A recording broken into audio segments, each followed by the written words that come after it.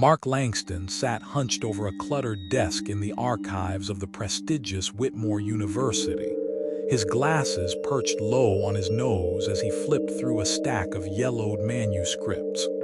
The afternoon sun streamed through the dusty windows, casting long shadows across the old oak furniture. It was a familiar scene, his life, consumed by ancient texts, cryptic notes, and long-forgotten stories of America's past. Mark was a historian, but not just any historian. He specialized in uncovering the hidden chapters of American history, the ones swept under the rug by time or politics. His work was mostly academic, old buildings, obscure texts, forgotten letters, but he didn't mind. The thrill of discovery kept him going, the thrill of piecing together what was lost. For years, he had been content working in the archives, living a life removed from the world outside. But today was different. The phone on his desk rang, a harsh, jarring sound that broke his concentration. Mark glanced at the screen, an unknown number. He picked up, his voice low, half distracted. Mark Langston. There was a pause, a breath, and then a voice he hadn't heard in years. Mark, it's Wells. I don't have much time. The words hit Mark like a thunderclap. His hand tightened on the receiver, his heart skipping a beat. Professor Wells, Dr. Samuel Wells, had been Mark's mentor during his time as a graduate student at Whitmore University. The older man was more than just a professor. He had been a father figure, guiding Mark through the labyrinth of historical research and offering wisdom that reached beyond the academic realm. But then, without warning, Wells had vanished from the academic scene. He'd withdrawn from public life, leaving Mark with unanswered questions about their shared work. Mark hadn't spoken to Wells in years. No emails, no calls, no updates. And now Wells was calling him from beyond the grave. Professor Wells, what is this? Mark's voice trembled slightly, more out of disbelief than fear. You need to listen carefully, Wells continued, his voice strained as if he was speaking through a veil.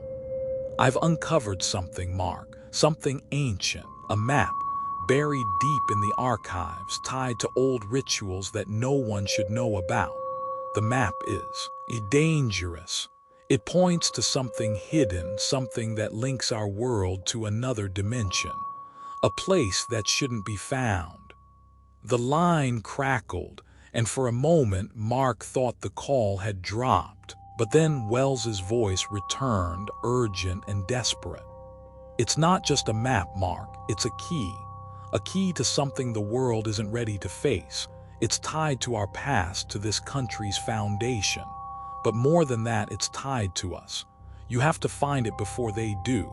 If they get their hands on it, it'll be the end of everything. Mark sat frozen, the phone pressed tightly to his ear, trying to process what he was hearing. Professor Wells had always been eccentric, but this sounded like madness. Professor, what are you talking about? Who are you referring to? Who's after the map? Mark asked, his voice rising in confusion. Wells's next words were almost inaudible, a whisper as if he were trying to hide from someone. You'll understand soon enough, but I don't have long. They're coming for me, the maps. In the archives, hidden beneath layers of deception. I've left a clue for you, Mark. You have to follow it. You're the only one who can finish what I started. Trust no one. Before Mark could respond, the line went dead. Mark stared at the phone in disbelief. The call had ended abruptly, the eerie silence ringing in his ears. His mind raced. What was Wells trying to tell him? What had he uncovered? The voicemail that followed offered more chilling details.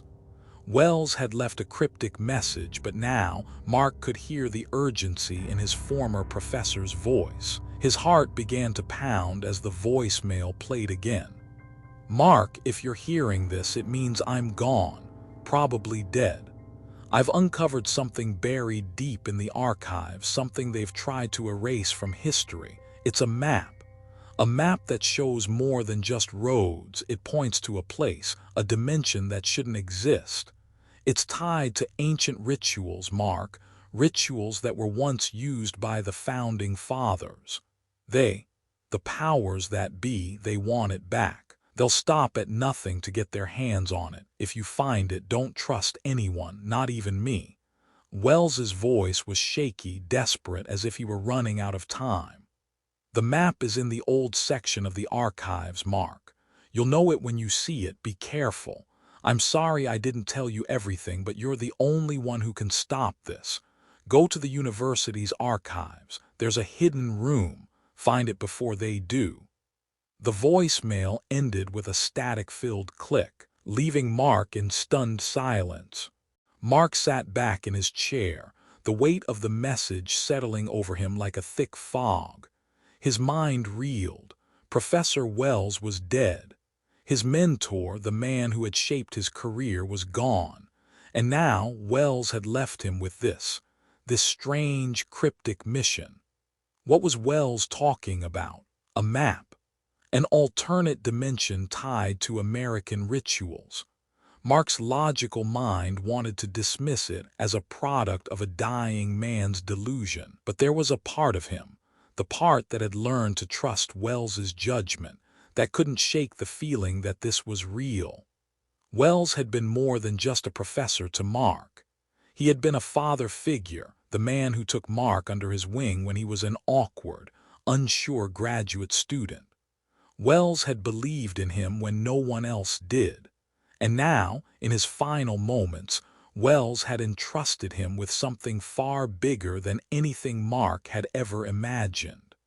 Mark's heart raced. He felt the familiar tug of responsibility, the same feeling he had when he first entered academia. He had been trained to uncover secrets, to follow the trail of knowledge wherever it led, no matter how dangerous it might be. But this was different. Could he really go after it? Could he uncover the secret Wells had left behind? The thought of someone else getting their hands on it, the thought of those powers that Wells mentioned, terrified him.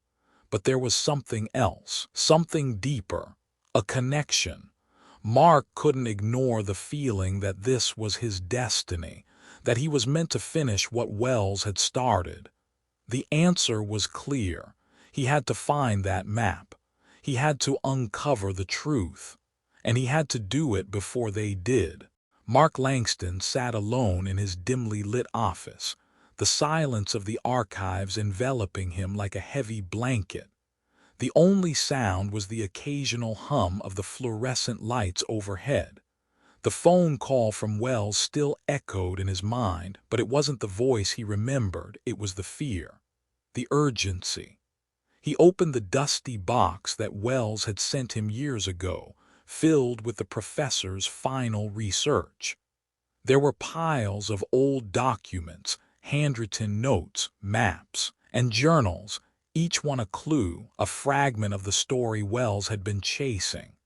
Mark's hands trembled slightly as he shuffled through the papers. Each one seemed more cryptic than the last. There were references to occult symbols, vague descriptions of rituals practiced by early settlers in the Midwest, and numerous references to the key, a term Mark had seen repeatedly in Wells's notes but never fully understood. The more he read, the more he felt a strange pull. This was something important, something far bigger than just a forgotten chapter of American history. He paused on a single sheet of paper, yellowed with age. The writing was barely legible, but Mark could make out the words. The map is the gateway. Follow the coordinates. He scanned the rest of the paper. There were more scribbled notes, hidden beneath the town of Ravenwood. The key lies there, waiting to be unearthed. It is not just a place, it's a threshold. His heart raced. Ravenwood. Mark had never heard of it. He quickly grabbed a map of the United States and traced his finger along the lines, finding the town in a remote part of the American Midwest, nestled between small rivers and dense forests. Could this be it? Could Ravenwood hold the answers to Wells's cryptic warning? Mark felt a chill creep up his spine. He set the paper aside and reached for a larger, older stack of papers, what Wells had referred to as the archive. Inside, he found more references to Ravenwood, but there was something else, something far more alarming. A map. The map was unlike any Mark had ever seen. Unlike the modern reproductions he was used to, this was ancient, a weathered piece of parchment that looked as if it had been pulled from the earth itself. Mark carefully unfolded it on his desk. His breath caught as he examined the intricate lines and symbols etched across the surface. The map depicted not just roads or geographical features, but something far more peculiar. It contained runes, occult symbols, and strange geometrical shapes. The language was unfamiliar, but the coordinates were unmistakable. Ravenwood, marked in the center, with a set of numbers scrawled across the bottom that matched the ones from Wells's last message. As Mark looked closer, he noticed that certain areas of the map were deliberately left incomplete. There were areas where the ink seemed to fade, where the lines didn't quite align, as though the map had been intentionally tampered with over the centuries. The runes seemed to pulse with an eerie glow, even in the dim light of the archive. There were notes written in the margins, Wells's handwriting. He could barely make out the first one. "The path is dangerous. Trust the map, but not your eyes. It changes once you enter." The more Mark examined the map, the more unsettled he became. This was no ordinary artifact. It was a map that pointed to something otherworldly, and worse yet, it seemed alive. Its shapes shifted subtly when he wasn't looking directly at them. As the room grew darker, Mark felt an uncomfortable sensation creeping up his neck. His mind raced. Was this what Wells had been so afraid of? A map that led to more than just a forgotten historical site. Mark sat back, trying to make sense of it. The map's design wasn't just a relic of a past civilization. It felt like a key, a portal. And according to Wells's warning, it was tied to something far more dangerous. Mark didn't know how long he'd been sitting there, staring at the map in stunned silence, but the chill in the air had become unbearable. He was suddenly aware of the noise, the faint, scratching sound of something moving across the floor.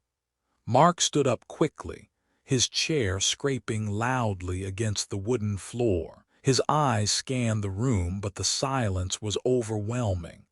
He turned back to the map and tried to steady his breath. The edges of the parchment were curling slightly, as though the paper itself was alive, changing, reacting to his gaze. He quickly closed the map and shoved it into the drawer of his desk, his hands shaking. The door to his office creaked open, and one of his colleagues, Emily, stepped in. She was a fellow historian, and Mark had worked with her on various projects. She raised an eyebrow as she saw the way he looked, distracted and pale.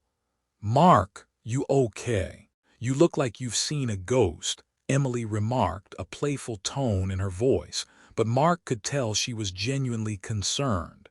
"I'm fine, just tired," Mark replied, his voice hoarse. He tried to smile, but it felt forced. "I've been going over Wells's papers. It's a lot to process." Emily walked over to the desk, glancing down at the pile of documents. "Wells, the old professor who vanished a few years ago." She paused. "What are you digging into? You know he was a bit of a conspiracy theorist, right? Some of the stuff he claimed was, well, unbelievable." Mark didn't want to involve her. He wasn't sure he even trusted himself with the information. But the doubt was gnawing at him. Could he really be the one to take this on? "It's not like that," Mark said, his voice quieter now. He left me something important. I think it's connected to American history, something the public doesn't know about, something buried. Emily leaned over the desk, reading the papers. Her fingers brushed against the map that Mark had hastily tucked away. She pulled her hand back, visibly startled.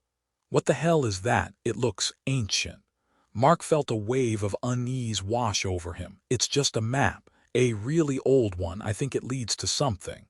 Emily raised an eyebrow again. To what exactly? Before Mark could respond, the sound of a phone ringing cut through the tension. It was his personal phone. Mark glanced at the screen, another unknown number. His heart raced as he grabbed it. Hello? Mark's voice came out hoarse, the weight of the moment heavy in his chest. A voice, shaky and distant, came through the line. It was unmistakable. Mark, it's Wells. I'm sorry I didn't tell you everything, but the map, it's worse than I thought. They're coming. You have to. The line went dead.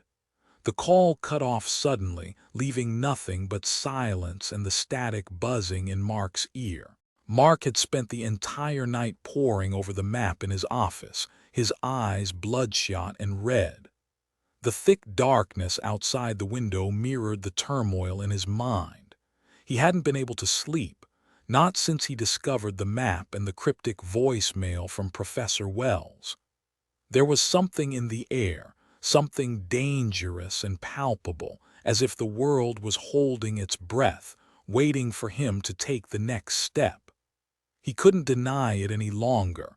He had to follow the map. The clues were too clear, the stakes too high.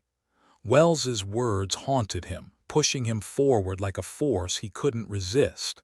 The map had shown him Ravenwood, a small, remote town nestled in the heart of the American Midwest. The town wasn't marked on many maps, which made it all the more intriguing. He had a gut feeling that it was more than just a location.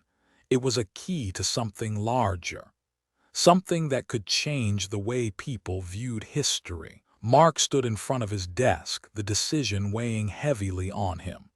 He thought about the years he had spent as an academic, pursuing knowledge with an unwavering belief in facts, logic, and reason. But this was different. This wasn't about books or manuscripts. It wasn't about scholarly papers or historical theories. This was real, something ancient, hidden, and far more dangerous than he could have ever imagined. With a deep breath, Mark grabbed his bag and walked to the airport. His colleagues had warned him to stay away from the investigation, to avoid diving too deep into Wells's cryptic findings. Don't go chasing ghosts, they'd told him. This isn't the kind of history you want to uncover. But Mark didn't listen. He felt the pull, the need to understand what Wells had discovered and the sense of duty to finish the professor's work. The map was the key, and if he didn't act, someone else would, someone who might not care about the consequences. As he sat in the airport terminal, waiting for his flight to the small Midwestern town, Mark felt a cold shiver run down his spine. He had spent so much of his career buried in old documents, researching the past, but this was the first time he felt like he was standing at the edge of something living. The map wasn't just a piece of history, it was a door to another world, one that had been carefully hidden away for centuries. The flight was long and uneventful, but as Mark's plane descended into Ravenwood, a sense of unease began to settle over him. He stared out of the window, taking in the rolling hills and dense forests below. The town was small, isolated, perfect for hiding something. The kind of place people passed through without ever really noticing. Mark couldn't shake the feeling that he wasn't just traveling to a new place. He was heading into the unknown. The map had drawn him here, but he was starting to wonder if he should have listened to the warnings. He had always prided himself on being a rational thinker, someone who could approach history with a logical mind. But now, All that training felt insufficient. When Mark's plane finally touched down on the small runway, he noticed how eerily quiet the town felt. The airport was nothing more than a small building, a few scattered cars, and a handful of people who glanced at him curiously but said nothing. The cold air hit his face as he stepped off the plane, the sky overcast and thick with clouds. He gathered his things and made his way to a rental car, but as he was walking toward it, his phone buzzed in his pocket. He pulled it out, expecting a message from Emily or another colleague checking in on him, but instead it was an unknown number. Mark hesitated, then answered. Mark Langston. The voice on the other end was low and urgent, a man's voice that sounded muffled, like he was speaking through some kind of filter. You don't know me, but I know what you're looking for. Mark's heart skipped a beat. Who is this? He asked, trying to keep his voice steady. Does the name Wells mean anything to you, Professor Samuel Wells? The voice dropped lower. I know you're following the map. You shouldn't have come here. Turn back now while you still can. Mark's pulse quickened. What do you mean? Who are you? I can't say more. They're watching. You need to leave Ravenwood before it's too late. There are things here you can't understand. Once you start digging, it'll be too late. You'll never leave. Do you hear me? The voice abruptly cut off, leaving nothing but silence. Mark stared at his phone, his breath shallow. He had expected to encounter skepticism from his colleagues, but this was different. The message was chilling, the tone unmistakably serious. Mark's fingers shook as he hung up the phone. He looked around the quiet streets of Ravenwood, wondering if he was being watched right now. The whole town seemed to be hiding something. Its stillness was unsettling, like an ancient secret buried beneath the surface, just waiting to be uncovered. Mark tried to shake off the unease as he drove through the narrow, winding roads of Ravenwood. The trees on either side were tall and dense, their branches twisting like the fingers of forgotten gods reaching toward the sky. The town itself seemed almost frozen in time, quaint, small houses with peeling paint, an old general store that looked like it hadn't been updated since the 1950s, and a main street that seemed deserted, save for the occasional old car creeping by. As Mark passed through the town square, he noticed a small church at the far end of the street. It wasn't much, just a simple, white building with a tall steeple, but something about it caught his eye. The church stood like a sentinel, as though it had been waiting for him. Without thinking, Mark parked the car and got out, drawn toward the church. There was an old iron gate at the entrance, slightly ajar, as if someone had been there recently but left in a hurry. He walked through the gate and up to the door, his steps echoing in the stillness. Before he could reach the door, he noticed something strange, a symbol carved into the stone next to the entrance. It looked like the same symbol from the map, the same runes that had seemed to shimmer on the parchment. His heart skipped a beat. Mark hesitated, wondering if he was overreacting. It could be a coincidence. But then a voice echoed through the empty street, a woman's voice. He turned quickly, but there was no one in sight. His nerves were on edge now. He backed away from the door and got back into his car, staring at the church for a long moment. Something was wrong. The sense of being watched hadn't left him, but now it had intensified. He drove around the town, trying to gather his thoughts. Should he really be here? Wells's warnings played over and over in his mind. The phone call, the strange symbol, the runes, it all seemed too much to ignore. Mark knew he couldn't turn back now. He had come to Ravenwood for a reason. The map had led him here, and the mystery of Wells's disappearance, the strange warnings, the bizarre symbols, it was all connected. But what was it connected to? What was waiting in this small, quiet town?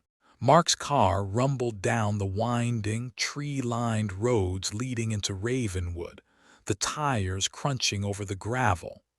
The town seemed to appear out of nowhere, hidden behind the dense forests and rolling hills of the American Midwest, tucked away as though it had been waiting for him. Ravenwood wasn't the kind of place most people would visit. It was small, isolated, and judging by the roads, almost forgotten by time. Mark's sense of unease only grew as he drove deeper into the heart of the town. The houses were old, with peeling paint and sagging porches, their yards overgrown with wild grass. The streets were empty, save for a few old cars parked along the curbs, and a single dog wandered aimlessly down the road, its eyes following Mark as he passed. It wasn't just the silence that struck him, it was the stillness. Ravenwood felt like a place out of time, stuck somewhere between the past and the present. It was as though the town had been frozen, locked in a perpetual moment of waiting. Mark parked his car near the town square, where a small cafe sat on the corner. The clock tower, which once proudly marked the passage of time, had long stopped working. He grabbed his bag and stepped out, his boots making a dull sound as they hit the cracked sidewalk. The air here was thick with something, history maybe, or just the weight of secrets that had been buried for generations. As Mark walked toward the cafe, he noticed the eyes of the few locals who lingered on the street. They were old, their clothes worn and faded, and their faces as weathered as the buildings around them. They didn't look at him with curiosity or even indifference. Instead, there was something else, wariness. It was as if they recognized that Mark didn't belong here, as though they could sense his presence, his outsider status. One elderly woman sitting on a bench near the cafe gave Mark a long, deliberate stare, her eyes sharp under the gray of her hair. When he caught her gaze, she simply nodded once and then turned away, returning to her knitting. It was unsettling, but Mark brushed it off as small-town quirkiness. The town seemed to be holding its breath, as if it were waiting for something to happen or perhaps for someone to show up. Mark took a deep breath, trying to shake the feeling of being watched, but the air felt heavy, weighed down with an unspoken tension. Inside the cafe, Mark was greeted by a young woman behind the counter. Her name was Jess, and she seemed pleasant enough, but there was an unmistakable unease in the way she spoke. She gave Mark a forced smile when he asked about the town and its history, but her eyes darted nervously around the room as if she were expecting someone to overhear. "Ravenwood doesn't get many visitors," she said, setting a cup of coffee in front of him. "But you've come at an interesting time." Mark raised an eyebrow. "What do you mean?" She hesitated, glancing over her shoulder, and lowered her voice. "Things have been changing lately. People around here, they don't like to talk about it, but it feels like something's stirring in this town. Just be careful, all right?" Before Mark could respond, the bell above the door jingled as a man entered the cafe. He was tall, with graying hair and a worn coat that made him look out of place, like he hadn't belonged in Ravenwood for years. He looked directly at Mark and then glanced away, as if noticing him for the first time. Jess greeted him warmly, but the man didn't acknowledge her. His gaze lingered on Mark for just a moment longer than was comfortable. There was something unsettling about the way he looked at him, something recognizable. Mark couldn't shake the feeling that he'd seen the man before, but he couldn't place where. The man quickly sat at a table in the corner, his eyes never leaving Mark. It was like a quiet standoff, the kind you might expect in a small town where everyone knows everyone's business. But Mark wasn't from here, and he had no idea what the rules of Ravenwood were.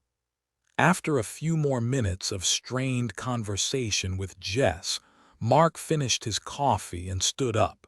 He wasn't sure why, but something was urging him to walk around, to explore the town. Maybe he could find something in the streets that would offer more clues about the map and Wells's final words. As he stepped outside, the sky had grown darker, clouds hanging low and heavy, as if the town were about to be swallowed by an impending storm. Mark adjusted his jacket and began walking through the streets, following a narrow alleyway that led toward the old church he had seen earlier. He reached the church's iron gate and peered through the bars. The place seemed empty, abandoned, but there was something about it, an odd energy that seemed to pulse from the building itself. He reached for the gate and pushed it open with a creak, the sound sharp in the eerie silence. Inside the churchyard, everything was still. The gravestones were overgrown with ivy, the once white walls of the church now crumbled and stained with time. But what caught Mark's eye was the statue near the entrance, a stone figure of a man holding an ancient scroll. He stepped closer, noting the detail of the carving. The man in the statue had sharp features, dark eyes, and an expression that felt eerily familiar. He wasn't sure why, but it reminded him of something he'd seen on the map, a figure drawn with similar characteristics. Mark moved closer to inspect the statue, feeling a strange pull toward it. As he reached out to touch the stone, he heard a rustling noise behind him. He spun around, but there was no one there. The air felt thicker now, and Mark's skin prickled, the hairs on the back of his neck standing up. A faint whisper echoed through the yard. It was almost too quiet to hear, but it was there, a soft, melodic voice that seemed to come from nowhere. Mark felt a chill creep down his spine, but he couldn't move, as if something was holding him in place. "Mark," the voice whispered.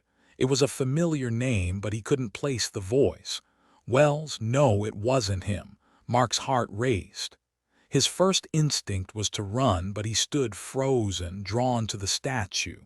The whisper echoed again, but this time Mark could hear the words clearly. "You found it. The map, it's waiting."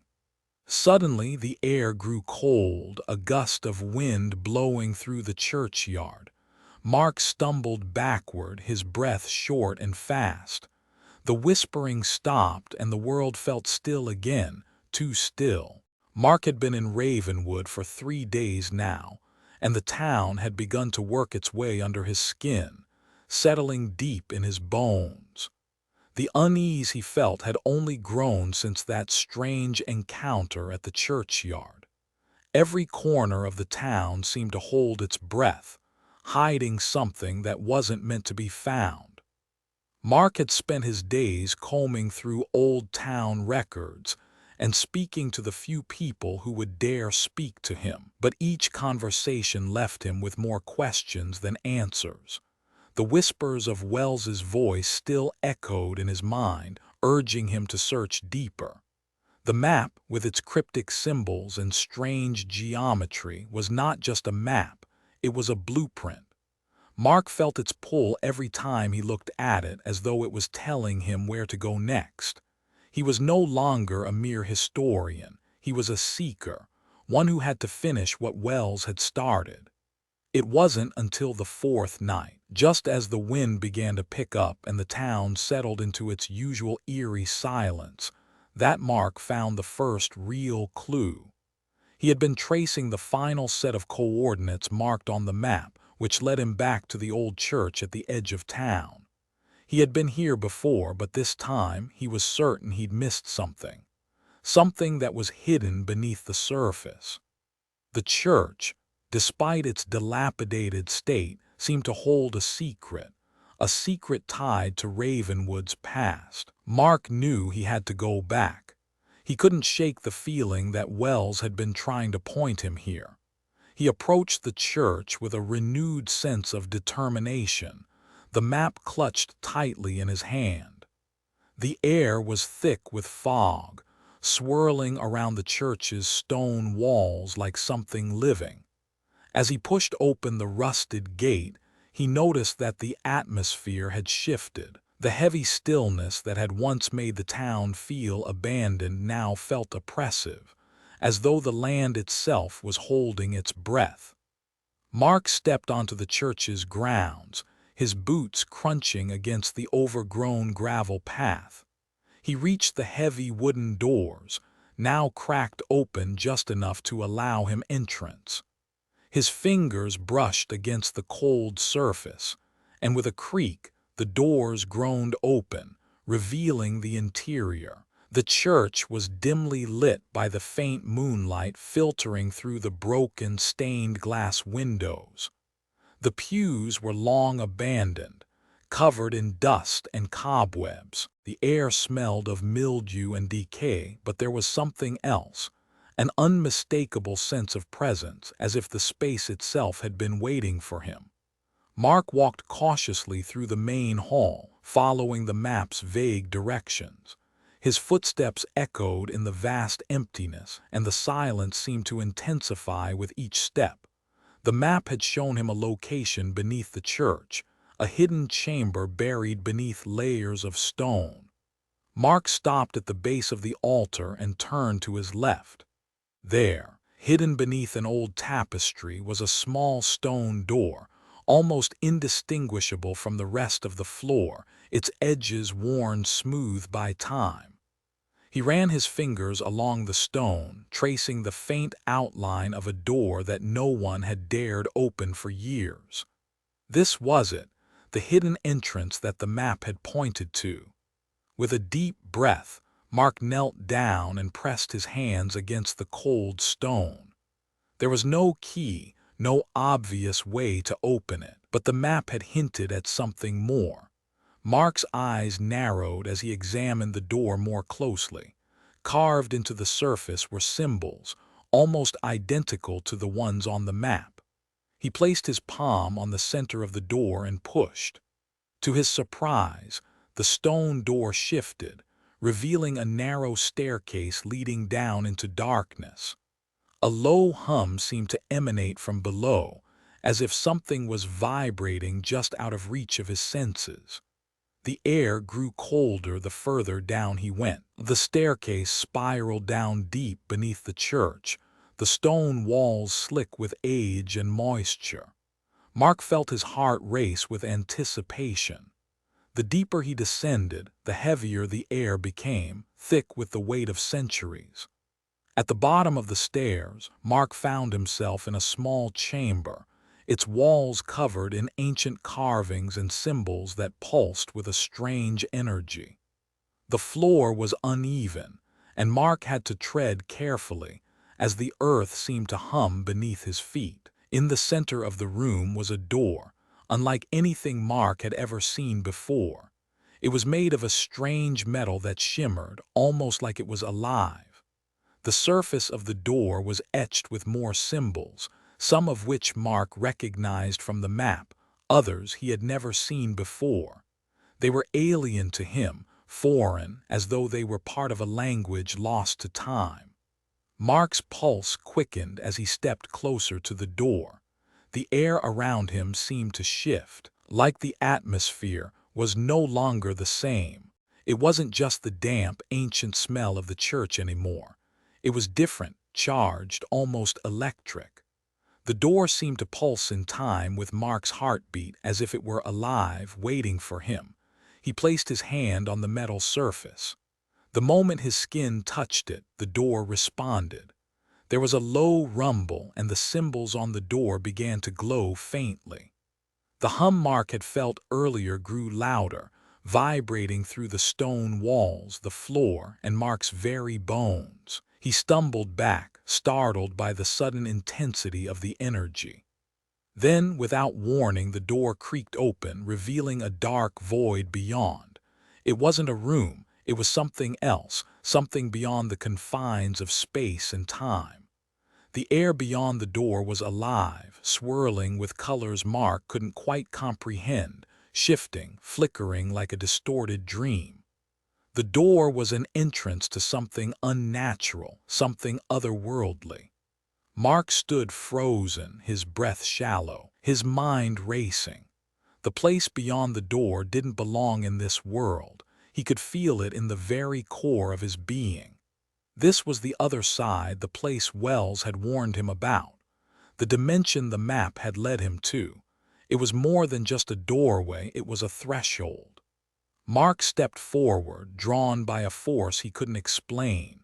He could hear faint whispers coming from the dark, as if the space beyond the door was alive with voices, ancient and forgotten. He tried to resist, but the pull was too strong. The whispers grew louder, the air thick with anticipation. Before he could stop himself, Mark stepped through the doorway. The world shifted around him. The ground beneath his feet disappeared, and for a moment he was suspended in darkness. Then a flash of blinding light, and he found himself in a place that defied understanding. The air here was different, heavy, thick with an energy that hummed with a strange power. The land before him was otherworldly, stretching out like a dream half remembered. Mark's senses spun as he took in the landscape. A twisted, alien version of Earth, but it was still familiar. The sky above was a swirling mix of colors, like oil on water, and the landscape was jagged, uneven, filled with strange rocks, towering formations, and shifting shadows. Mark stood there, frozen, overwhelmed by the sheer magnitude of what he had just entered. His mind tried to process what was happening, but nothing seemed to make sense. The air felt alive, and he could feel it pressing in on him, as if the very world around him was watching. Mark's pulse raced as he stood in front of the glowing door, his breath coming in shallow gasps. The air around him seemed to hum, alive with energy, as if the very fabric of reality was fraying at the edges. He had known that crossing through the door would change everything. He had felt it the moment he touched the cold, metal surface. But now, with the otherworldly hum growing louder in his ears and the whispers from beyond calling his name, Mark couldn't turn back. His logical mind screamed at him to stop, to return to the safety of the known world. But something else, a force he couldn't explain, pulled him forward. The map had led him here. Wells had led him here. He had to understand what this door was, what it meant, and what lay beyond. Taking a deep breath, Mark stepped across the threshold. The world shifted around him in an instant. One moment he was standing in the cold stone chamber beneath the church, and the next, the ground disappeared beneath his feet. He stumbled forward, his arms outstretched, trying to steady himself, but the world around him warped. The light from the door behind him seemed to dissolve, leaving only a strange, glowing mist in its place. The air felt thick and electric, like walking through an enormous static charge, and the temperature dropped sharply. Mark's eyes widened as he took in his surroundings. He had stepped into a version of Ravenwood, but this wasn't the town he had driven through. The buildings here were twisted, their outlines blurred and distorted, as though they were made from shadows and smoke. The streets were cracked, the ground broken and uneven, with strange fissures running through the pavement, revealing an eerie glow from beneath. It was as if the very town had been remade, pulled into a realm that didn't quite obey the laws of nature. The houses were still familiar. Mark could recognize the general structure, but they were different. The colors were muted, sickly, and the windows were dark, with faint shapes flickering inside. The trees along the sidewalk were gnarled and twisted, their branches stretching out like skeletal hands reaching for the sky. There was no wind, no sound, just an oppressive silence. Mark took a hesitant step forward, his feet crunching on the gravel. He looked around, trying to make sense of what he was seeing. This town, Ravenwood, or something like it, seemed both familiar and alien at once, like a dream he couldn't wake up from. "What is this?" Mark whispered to himself, but the words barely left his mouth before they were swallowed by the heavy, stagnant air.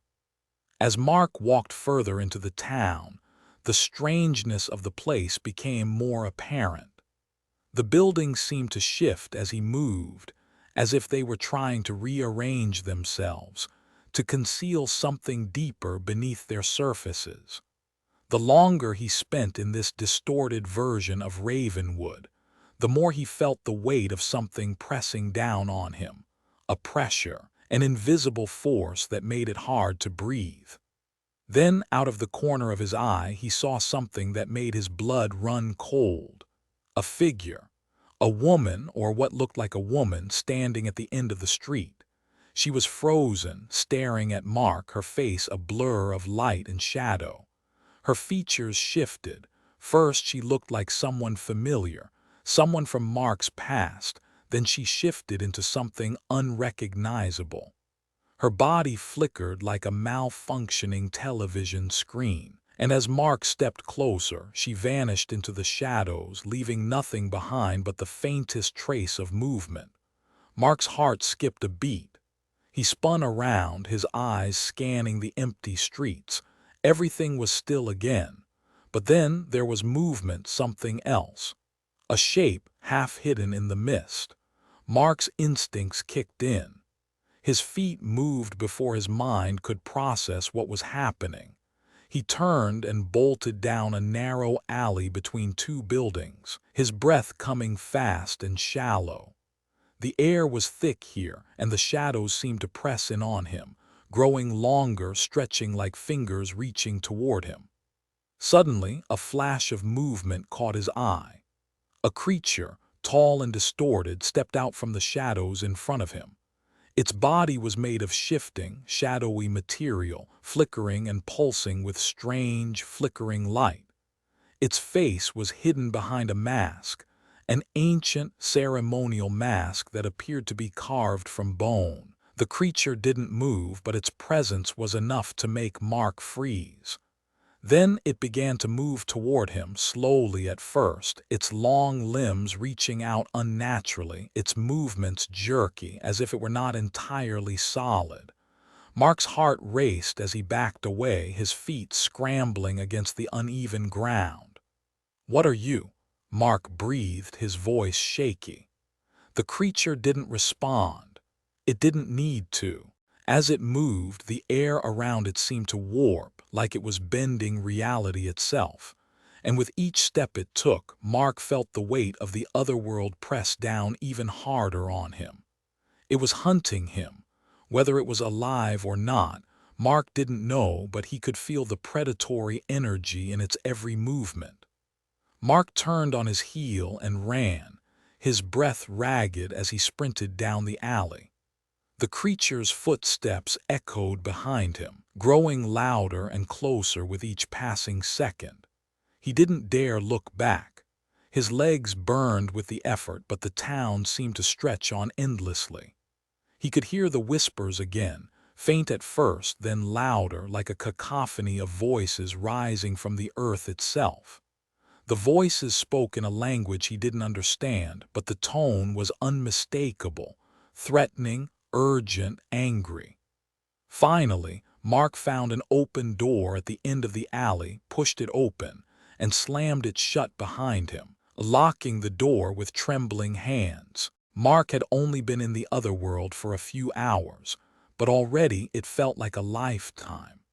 His body was drained and his mind was clouded, struggling to hold onto the threads of reality.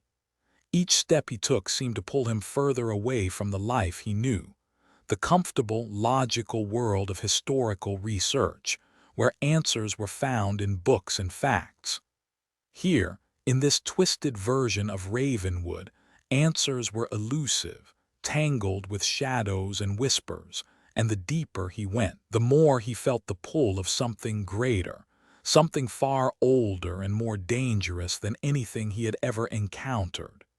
He had followed the map, descended through the hidden door beneath the church, and crossed the threshold into the otherworld. But now, standing on the edge of a vast and distorted landscape, Mark felt the weight of his decision settling heavily on his shoulders. There was no turning back now. This was no longer a historical quest. It was something much more personal. He had already seen things in this world that were beyond his comprehension. Creatures and figures from another time, distorted memories and landscapes that defied logic. But none of it had prepared him for the truth he was about to face. As he moved deeper into the otherworld, following the map's glowing paths, he arrived at a clearing, a large, flickering void that seemed to pulse with energy, like the heart of this twisted realm. In the center of the void stood a stone altar, covered in strange runes. Mark hesitated as he approached, the air growing colder, the atmosphere charged with a sense of foreboding. He could feel the map pulling him forward, urging him to uncover whatever lay beyond the altar, but a voice, a whisper echoed in his mind. "You must give something to move forward. The world demands balance." Mark paused, his heart racing. The voice wasn't Wells's, it was something other, something ancient and almost terrifying. He didn't understand it at first, but the longer he stood in the clearing, the more the words resonated within him. Sacrifice. It was a word he had heard whispered during his research but never truly understood until now. The altar in front of him was not just a place of worship, it was a place of exchange, of cost. The otherworld did not give without taking. Mark realized with growing dread that he had already crossed a line that few, if any, had crossed before. To continue to understand what Wells had uncovered would require something precious, something personal. He thought of the life he had left behind, his career, his colleagues, the quiet comfort of his work in the archives. Would he have to give up something from his past? A physical object, a memory, or perhaps something even more fundamental, a part of himself? The altar seemed to glow brighter, urging him forward. His fingers itched to touch the ancient stone, to place his hand on the sacred surface, but something held him back. The air around him felt charged, and as he glanced down at his own hands, he saw that they were trembling. He had thought of himself as someone who understood the cost of knowledge, but now, in this place, that cost seemed much higher than he had imagined. Was he willing to pay? Mark's decision wasn't just a matter of personal sacrifice. It was the beginning of a deeper realization that the longer he remained in this world, the more he was losing his grip on reality. At first, it had been easy to brush off the strangeness of this place. The strange creatures, the flickering shadows, the way the world seemed to shift when he wasn't looking. But now, standing before the altar, Mark realized that this place wasn't just a reflection of Ravenwood.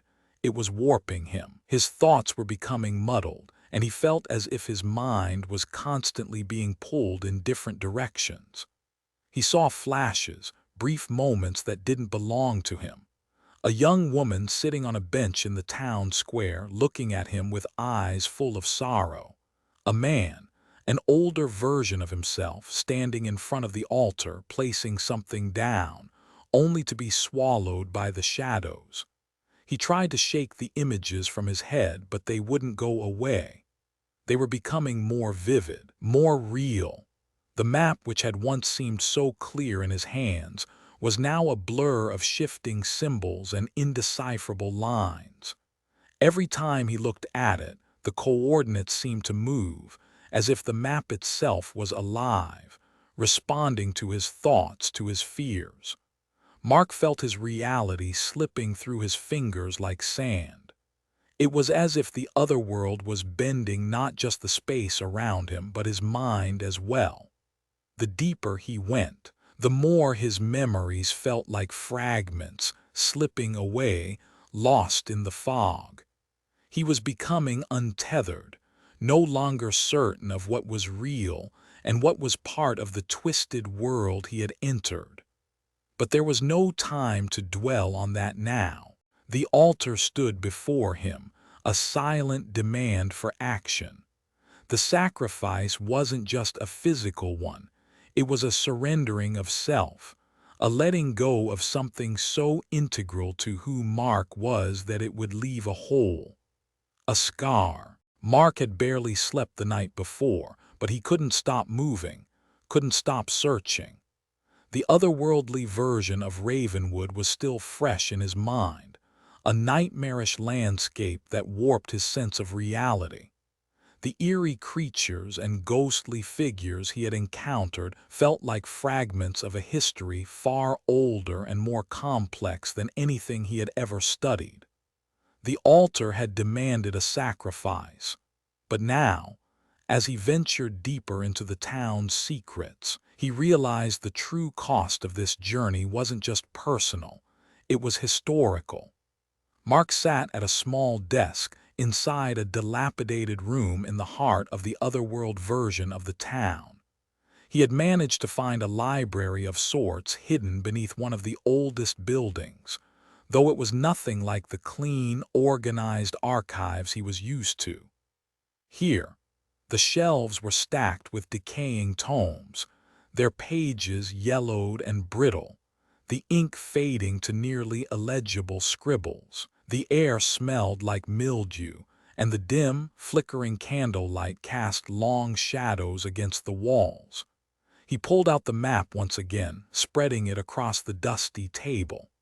This time, he began to study it differently, closer. The map was more than just a guide to locations. It was a history, a record of places that no longer existed in the modern world, but still somehow existed in this twisted version of Ravenwood. Each coordinate, each symbol on the map, seemed to pulse with an energy that Mark couldn't explain. It was as if the map was alive, shifting, demanding his attention. He found more references to the key to secret societies and to the ancient rituals that the map was tied to. The symbols on the map were familiar. They had appeared in the journal entries Wells had left behind. But now, Mark realized that these weren't just symbols. They were ritualistic designs, part of a larger, hidden system that ran through America's history, buried beneath the surface of what was publicly known. The first real breakthrough came when Mark uncovered an old manuscript that spoke of an ancient secret society, one that had existed long before the founding of the United States. This group, which called themselves the Children of the Veil, had made pacts with otherworldly beings, entities that were said to be connected to realms beyond the physical world. The society's original members had been some of the first American colonists, men and women who sought to use their knowledge of the occult to control the forces that lay beyond the veil of reality. The society's rituals involved using sacred maps, similar to the one Mark had found, to navigate between worlds. They believed that the boundaries between the material world and the spiritual realm were thin in certain locations, places of power that could be accessed if one knew the right coordinates. The map Mark held was a key to these hidden locations, to these portals.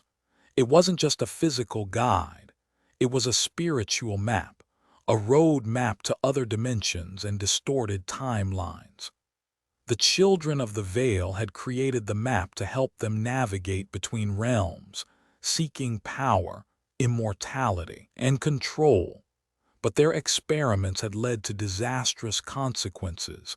Time had begun to warp, history had started to shift, and the very fabric of reality had begun to unravel.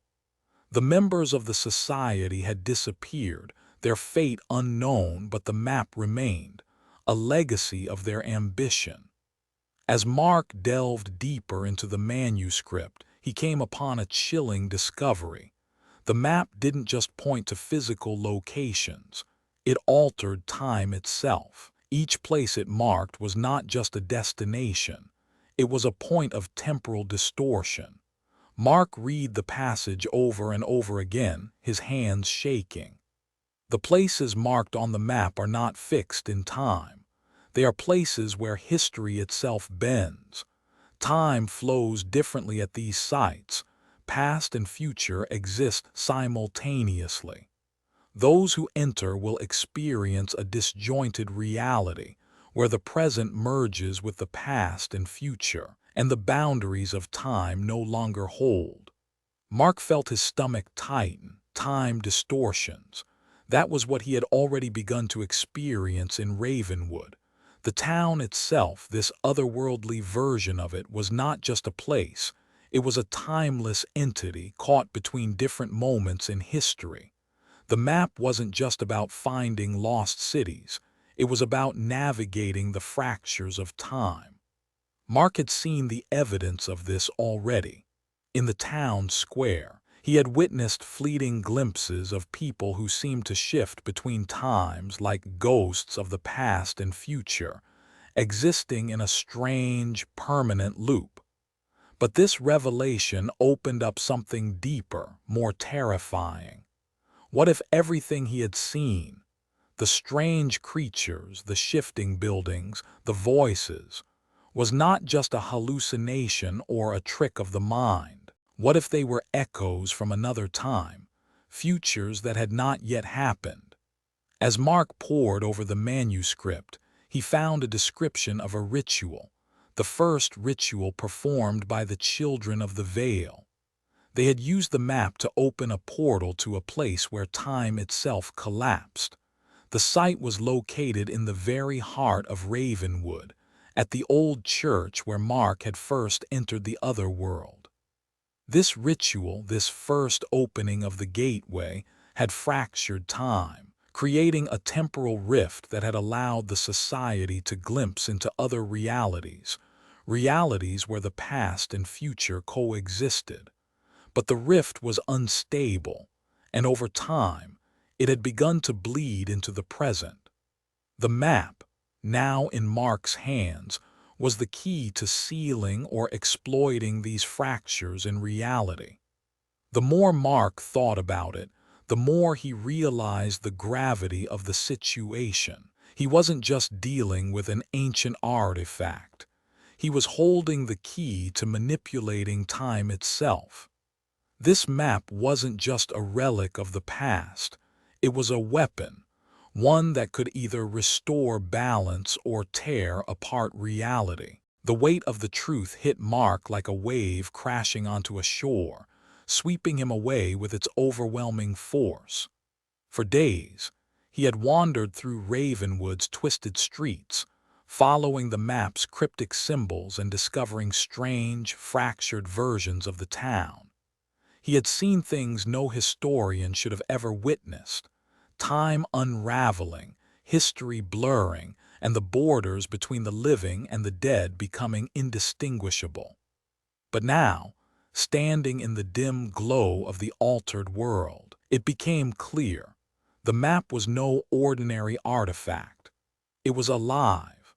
Mark spread the map across the ancient stone altar he had found beneath Ravenwood, its edges frayed and burned from centuries of exposure. The symbols etched into the surface began to pulse, faintly glowing as if the map itself was breathing. The coordinates that once seemed like a guide to forgotten locations now seemed to shift, rearranging themselves in a dynamic, ever-changing pattern. The map was no longer just a map. It was a portal, a gateway that allowed the holder to control access to the otherworld. Mark's heart raced as he realized the full extent of the map's power. It was not just a guide to physical locations in space. It was a key to manipulating time, fate, and reality itself. Each marked location on the map corresponded to a place where the fabric of time was thinner, where dimensions overlapped, and where one could enter or exit the otherworld. The more Mark studied the symbols and their shifting position, the more he began to understand that the map's true purpose was not just to guide, it was to control. Whoever held the map could bend time to their will. They could choose to rewrite history, change the course of events, or even influence the future. Mark's thoughts raced. This wasn't just knowledge. This was power. He had seen time distortions in Ravenwood, but now he understood that the map could make time bend entirely. The implications were terrifying. No one had ever been meant to control time, and yet here he was, standing on the precipice of something that could destroy everything he knew. What would happen if the wrong person gained control of this map? What would happen if he tried to use it himself? The weight of the decision bore down on him. Was he ready to wield this kind of power? Before Mark could fully process the depth of what he was holding, he heard a sound, a low, rumbling voice that seemed to come from the very air around him. The ground beneath him seemed to tremble, and the map flickered with electric energy, almost as if it were reacting to the presence of another being. Mark spun around, his breath catching in his throat. Out of the shadows emerged a figure, a man or something that resembled a man. His appearance was shifting, uncertain, like a shadow being cast in the dim light, constantly warping. His face was obscured, hidden behind a hooded cloak, but Mark could feel the presence of something ancient and powerful emanating from him. "You are not supposed to have this." The figure's voice echoed, deep and resonant, vibrating through Mark's bones. "The map was never meant for mortal hands. You do not understand the weight of what you have found." Mark's heart pounded in his chest. He backed away from the figure, clutching the map tightly to his chest. "Who are you?" he demanded, his voice shaking. "What do you want?" The figure stepped forward, his movements fluid, as if he were both part of the shadow and the light at once. "I am the guardian of the map. I have watched over it for centuries, ensuring that no one ever dares to misuse its power." The voice paused, and Mark could hear something cold and menacing in the silence that followed. "But now you have taken it. You, with your curiosity and your desire for knowledge, have unleashed a force that cannot be controlled." The map pulsed in Mark's hands as though responding to the figure's presence. Mark could feel a coldness creep into his very soul, the realization that the map was not just a tool for discovery, but a weapon, a force that could unravel everything. "You cannot control this," the figure warned, his voice becoming a low growl. "The consequences of tampering with time are far more than you can imagine. You will lose yourself, and the world will pay the price. You will never return from this place." Mark's hands tightened around the map, his mind racing. The Guardian was right. He had seen the effects of the map already.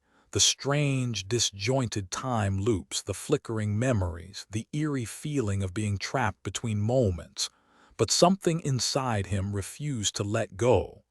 The temptation to understand, to explore further, was overwhelming. He had already come so far. Could he really turn back now?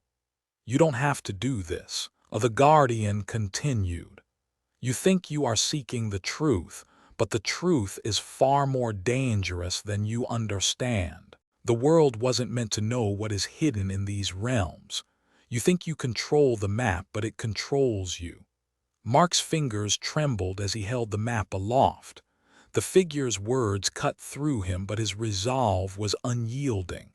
He had come this far, and he couldn't stop now. Not after everything he had learned. Not after seeing the otherworld's truth with his own eyes. "I have to know what it all means," Mark said, his voice quiet but firm. "I have to finish what Wells started." The Guardian's shadowed form stepped closer, his presence suffocating. "Then you will suffer the consequences of your actions." But know this, mortal. The map will take more from you than you can afford to give. It will consume you, just as it has consumed all those who have sought to control it before you." With that, the guardian vanished as though he had never been there at all, leaving only the echo of his warning hanging in the air. Mark stood alone in the clearing, the map now feeling heavier than ever in his hands. The figure's words weighed on him like 1,000 tons of stone, and yet he couldn't help but feel a surge of defiance. The map was his now, he would not let it slip away. But the truth was undeniable. He was no longer the seeker. He was the one being seized by the map, drawn into its cosmic dance, and there was no telling where it would lead him. Mark had always considered himself a man of reason, someone who valued logic, order, and the known. But now, as he stood in the middle of the distorted version of Ravenwood, he felt the cold, unrelenting grip of something far larger than he could comprehend.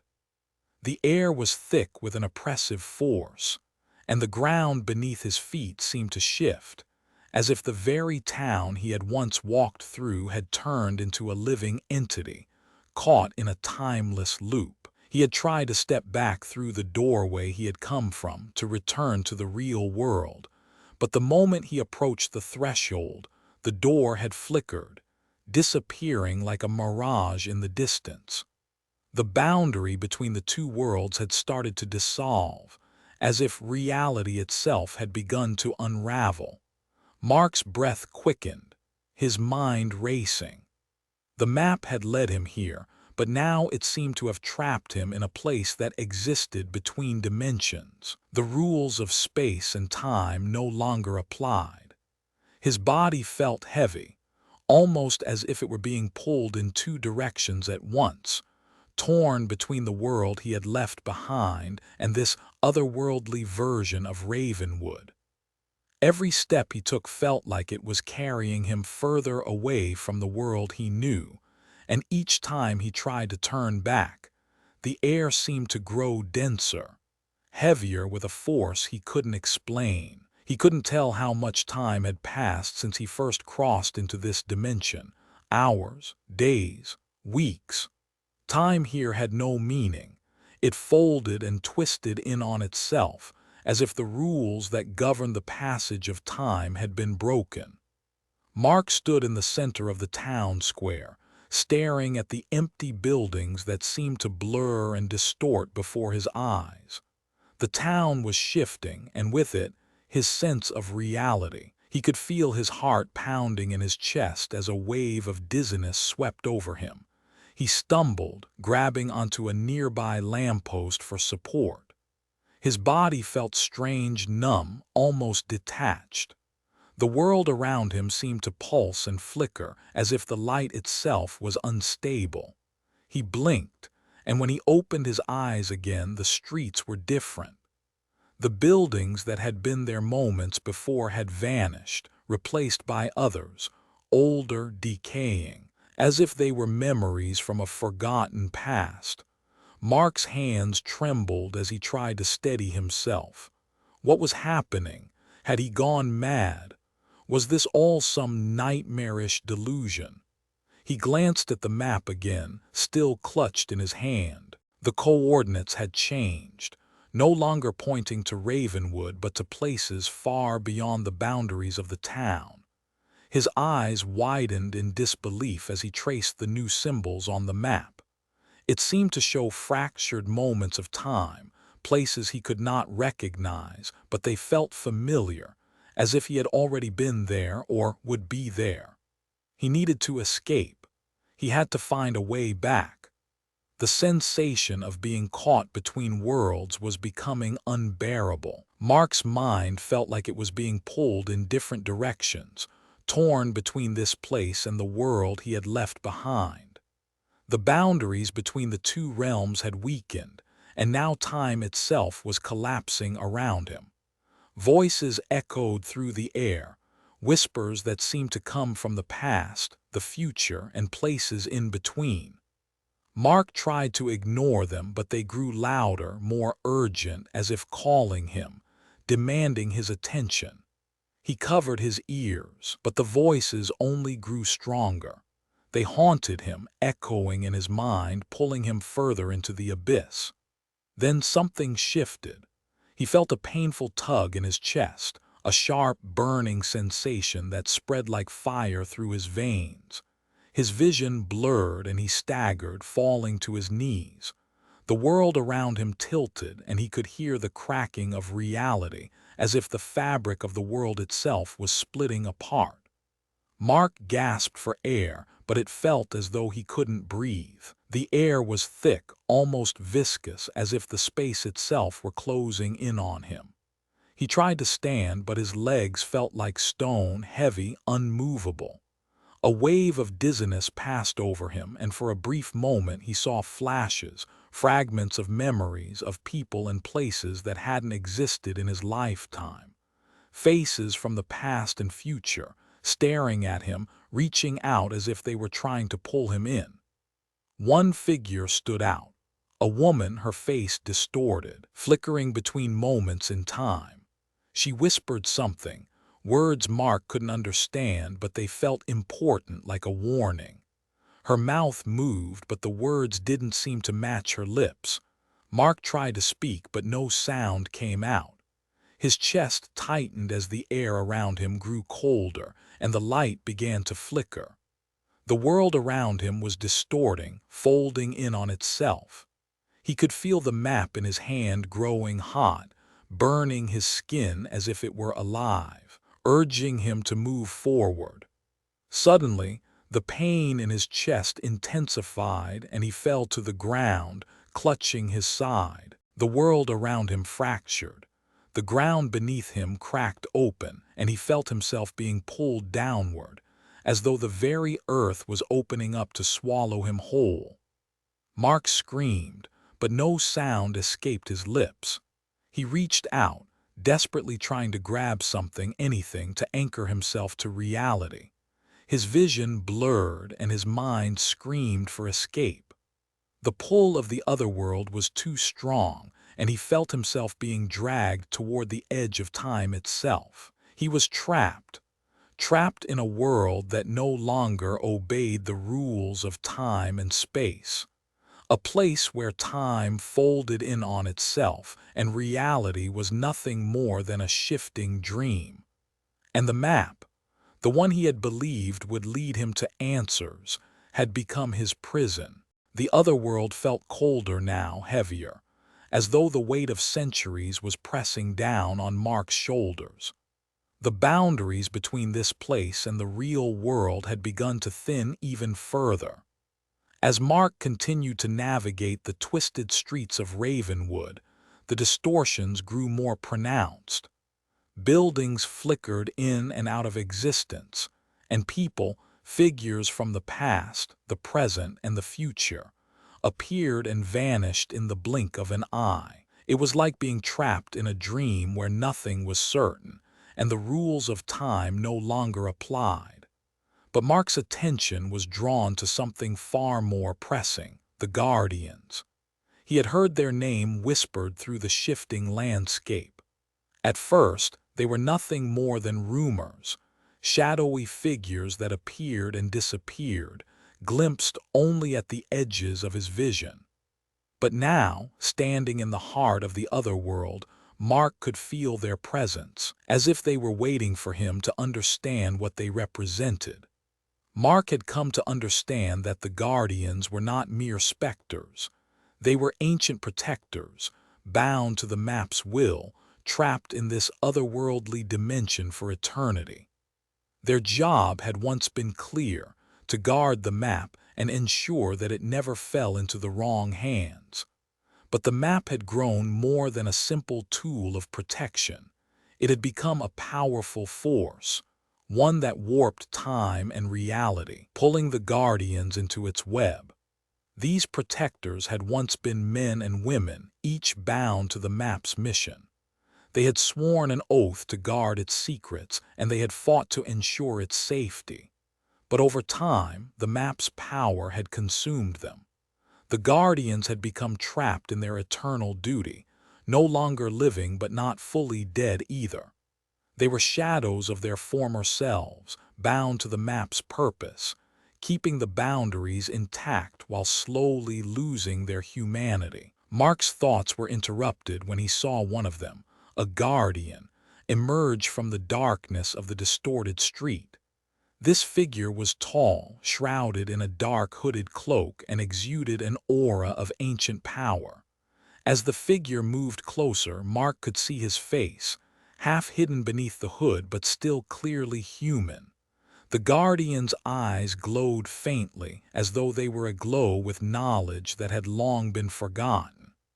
"You've come," the Guardian spoke, his voice echoing through the distorted world. It was a sound that was at once distant and intimate, like a voice from the past calling out from beyond time itself. Mark swallowed hard, his heart pounding. "Who are you?" "I am one of the Guardians," the figure answered, his voice tinged with sorrow. "We were once the protectors of the map. Now we are bound to its will, trapped in this place to ensure the boundaries remain intact. You, Mark Langston, have crossed a line.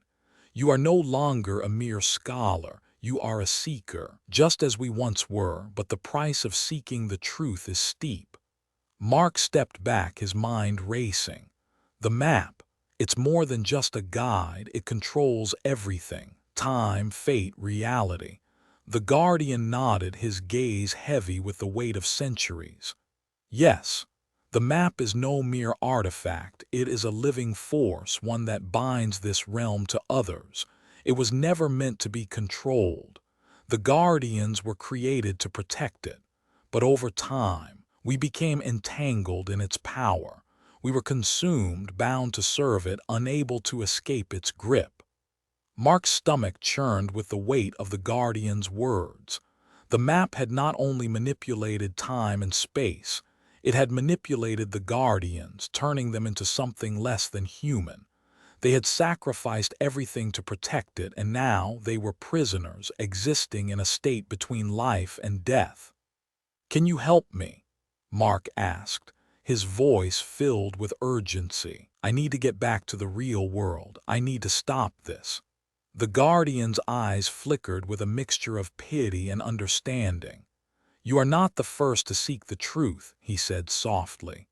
"There were others before you, explorers, scholars, men of ambition, each one hoping to control the map.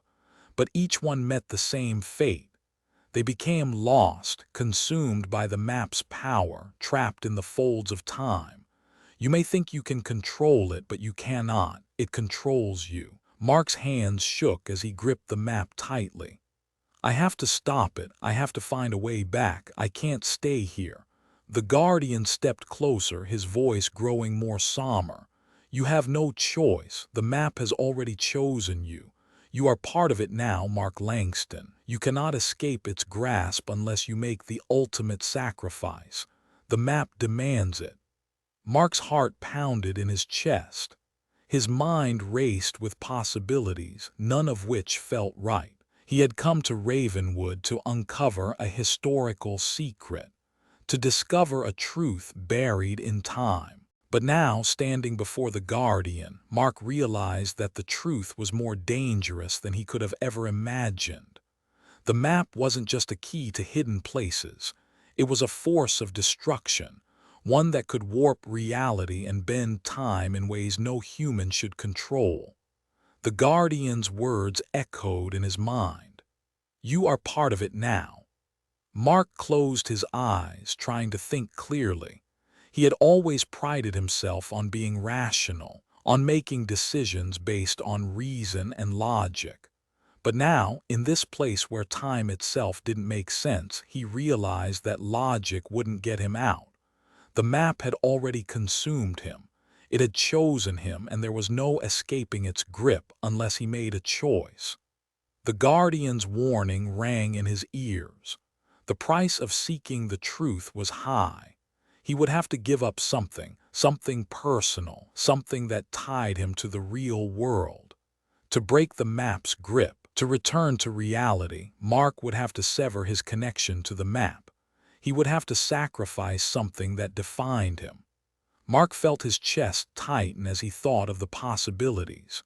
He could feel his mind pulling at the edges of the decision, a part of him still hoping for a way to outsmart the map, to find a way to control it, but the other part, the part that feared the consequences of wielding such power, knew that the only way to leave was to let go. "I can't keep going," Mark whispered. "I can't keep being part of this power." The guardian nodded, his expression heavy with understanding. "Then you must choose, Mark Langston. Break free and let the map remain hidden, or continue down this path. The map will always demand something from you." Mark looked at the map in his hands. It was no longer just a map. It was a part of him now, a piece of his soul intertwined with the power it contained. But as he thought about what the Guardian had said, he realized that the price of discovery had gone too far. He could never control it.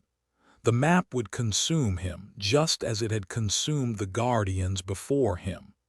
With a final, shaky breath, Mark made his decision. He would break free.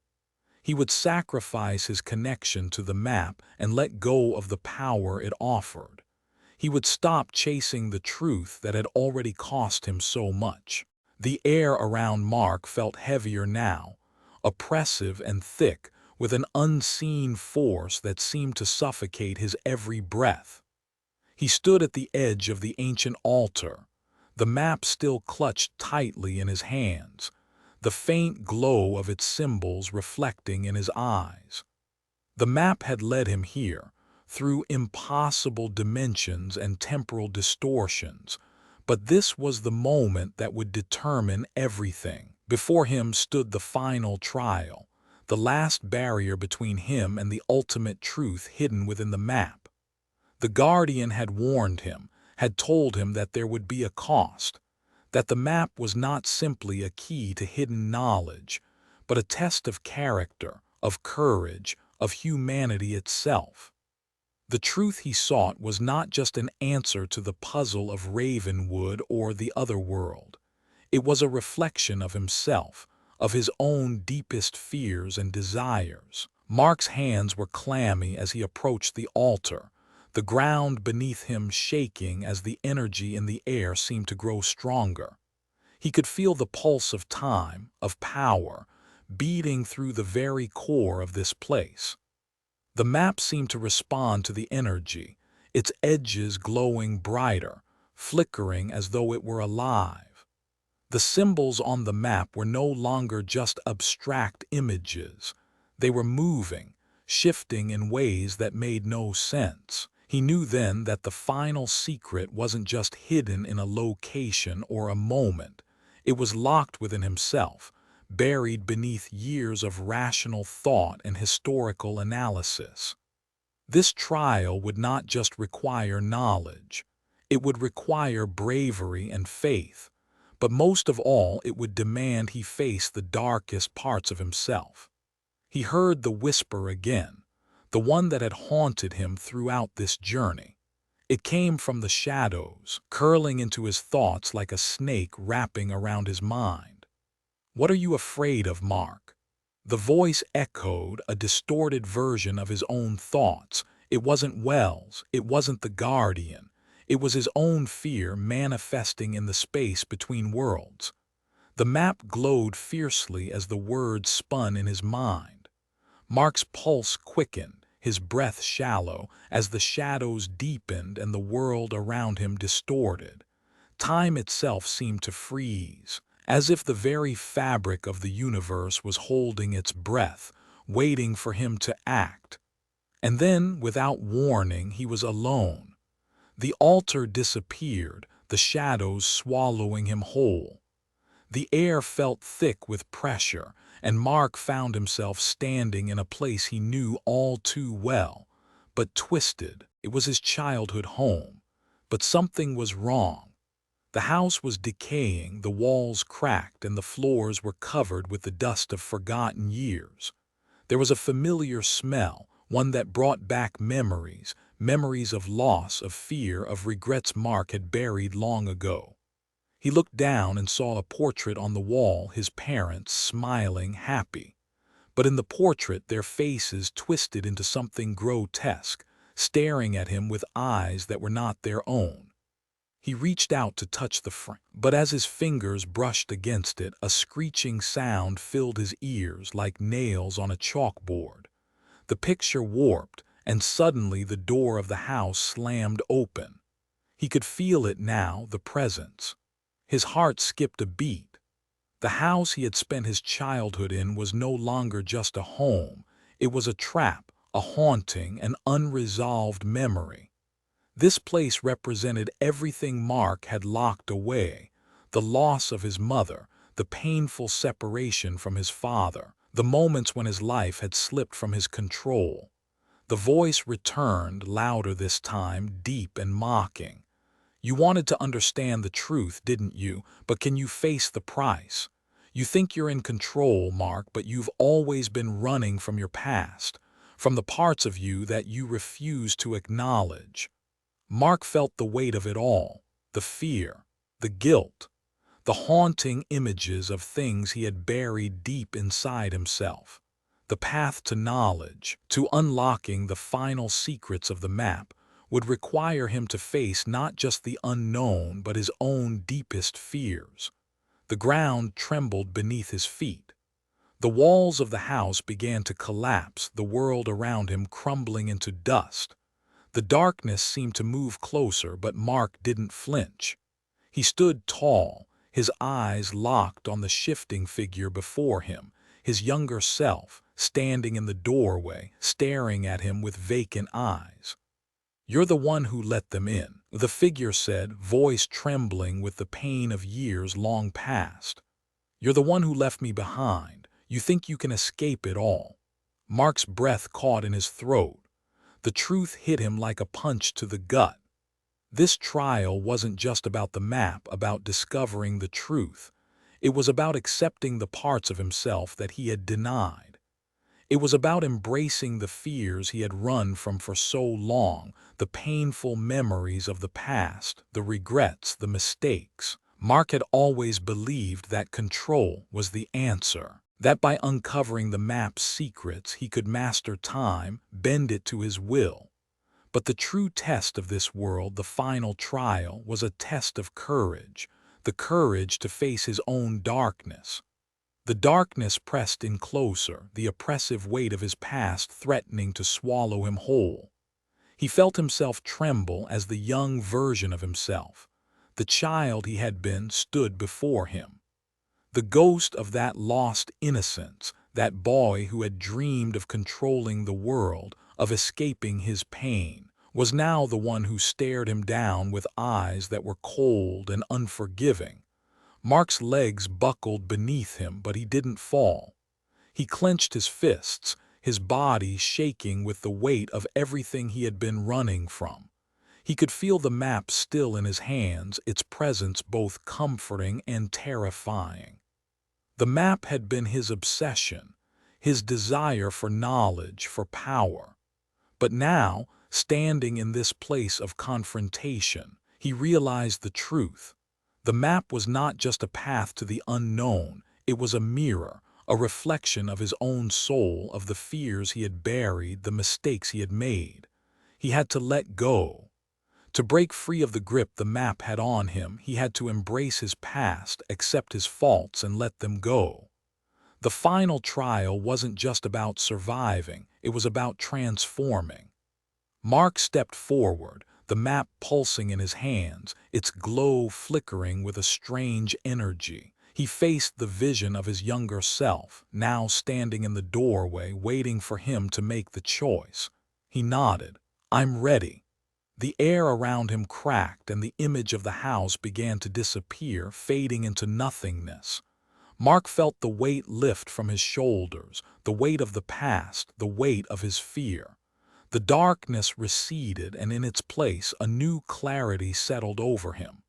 The trial was over, but the journey was far from finished. Mark had faced his greatest fear, the fear of losing control, of never being able to truly understand the forces he had unleashed, and he had emerged stronger for it.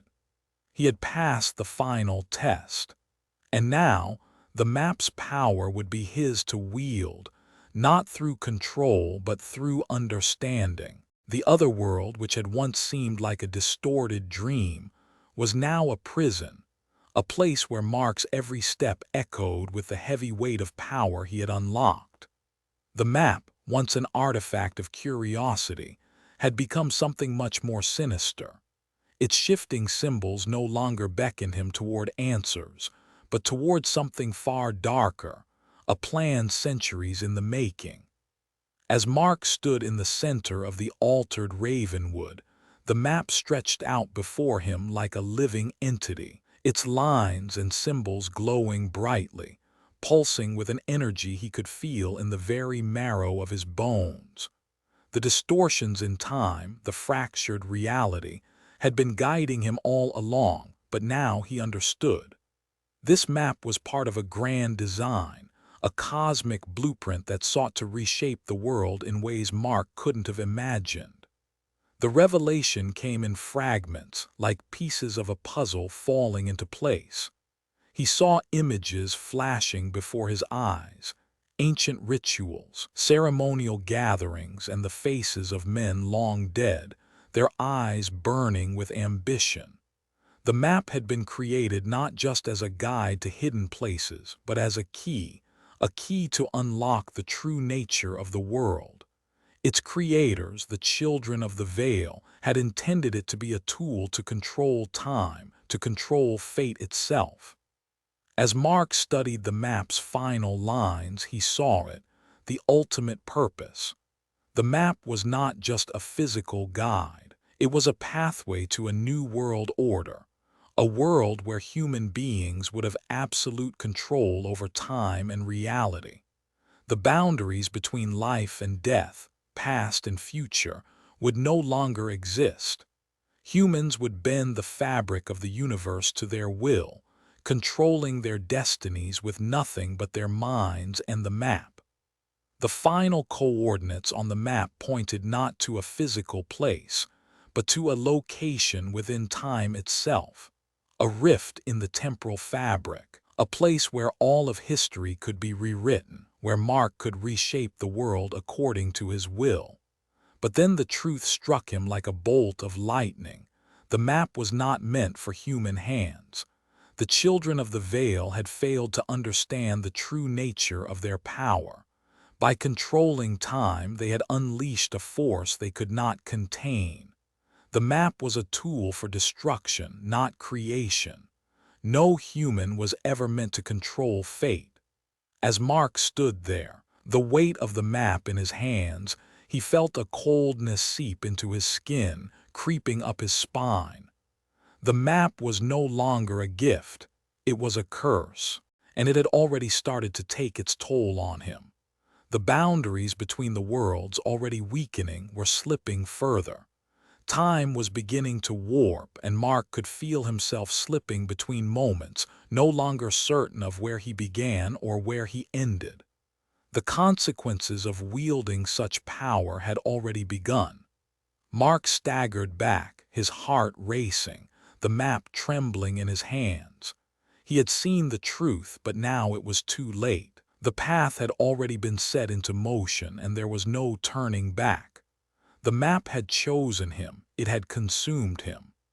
As the revelation of its purpose settled in, Mark realized that his desire for control, for understanding, had led him to a place from which there was no escape.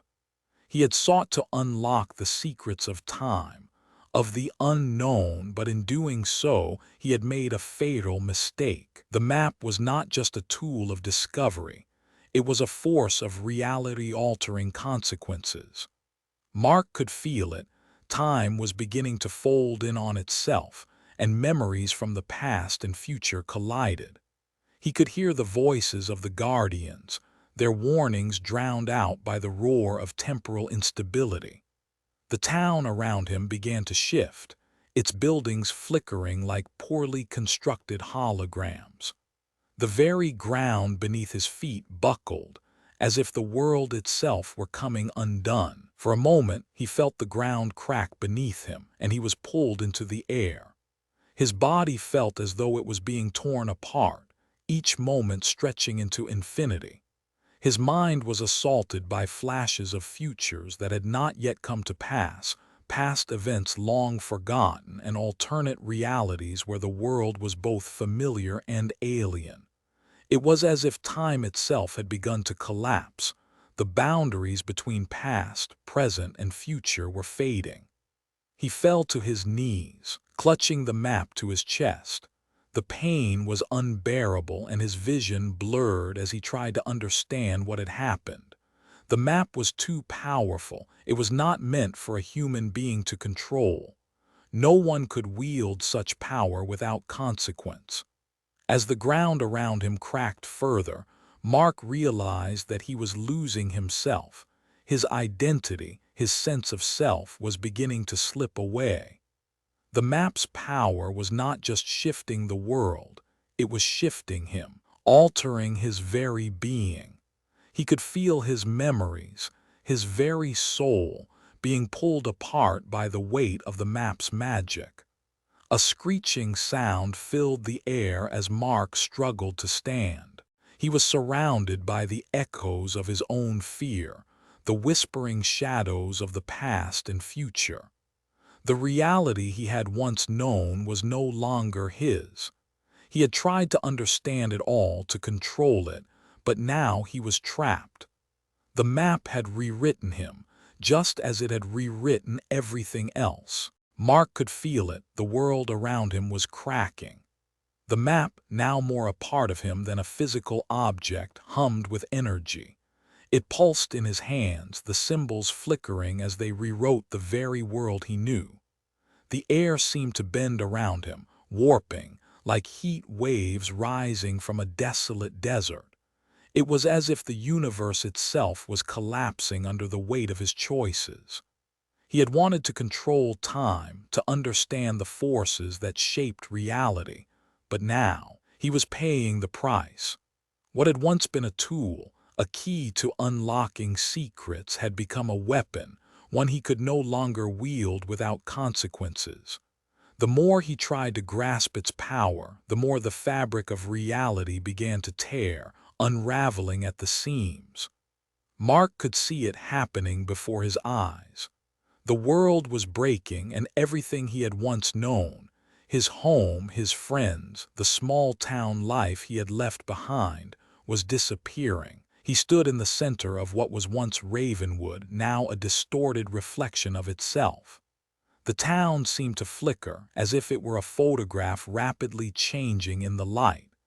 Buildings melted away into thin air, only to be replaced by new structures, twisted and warped, looking as if they had been ripped from another time. He heard voices, the whispers that had haunted him throughout his journey.